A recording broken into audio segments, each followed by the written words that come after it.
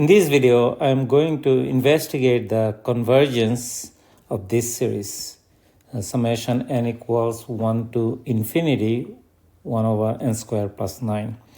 In order to do so, I'm going to use the integral test. Okay, so the integral test is something that I'm going to use. This is what an integral test is. So let me kind of talk about that first. So let's consider a function f. We define the function on this interval. That means this is the domain from 1 to infinity, and it goes to some real number r. The specialty about this function is this. It has three conditions. So one, it is a decreasing function on this interval. Okay, decreasing function on the interval on d. Let's call d is equal to 1 to infinity. Number two, it's positive on d, positive on d, the domain. And number three, it is continuous on the domain, continuous on d. If these three conditions are satisfied for this function f, and also we can define individual terms of this series, which is an is equal to 1 over n squared plus 9. So a sub n, I meant 1 over n squared plus 9. And if we can define this as nothing but f of n, okay, so we define a of n is equal to f of n, a sub n, that's what I meant. A sub n is equal to f of n. If we can do so, then this is what happens. If the integral 1 to infinity f of x dx, if this converges, then so does the series. Okay? That means series converges too. If the integral converges, the series converges. Next, if integral 1 to infinity f of x dx diverges,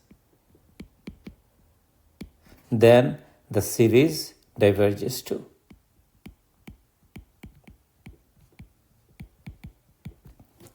That's what it is. Now, we are going to go ahead and define the function f. So f of x is equal to 1 over x squared plus 9. Okay, and as you can see, this is a decreasing function on this domain 1 to infinity, right? This is decreasing, as well as it's continuous, and as well as it's positive. So all these three conditions are satisfied. Therefore, we can go ahead and apply the integral test. Please do make sure that before you apply the integral test, you check these three conditions. All of these three conditions must have to be true for the function that you are considering. If it doesn't, then you cannot apply the integral test. Even if one doesn't work out, so let's say it's not positive everywhere, okay, on this domain, then you can't apply it. Or if it's not continuous everywhere, you can't apply it. So all these three conditions have to be satisfied. So let's go ahead and take the integral 1 to infinity f of x dx. That is nothing but integral 1 to infinity. So I'm going to use the limit, actually. Limit t approaches infinity, integral 1 to t, right? Instead of f of x, we are going to have 1 over x squared plus 9 dx. And that we could simplify further to limit t approaches infinity, right? Integral 1 to t dx over x squared plus 3 squared. 9 is 3 squared. And you probably do remember that this integral is nothing but tangent inverse of x over 3. Where does it come from? Integral dx over x squared plus a squared is equal to tangent inverse x over a. That's what the formula is, or integration is. So if I do that, then I'm going to get limit t approaches infinity, right? Let's put it inside the square bracket. Tangent inverse t over 3 evaluated from 1 to t. And if I do that, I'm going to get limit t approaches infinity, right? Tangent t over 3 minus tangent 1 over 3. And this is just a constant, the tangent 1 over 3. So the limit of this expression depends basically on the limit of tangent t over 3 as t goes to infinity. So as t approaches infinity, what happens to tangent t over 3?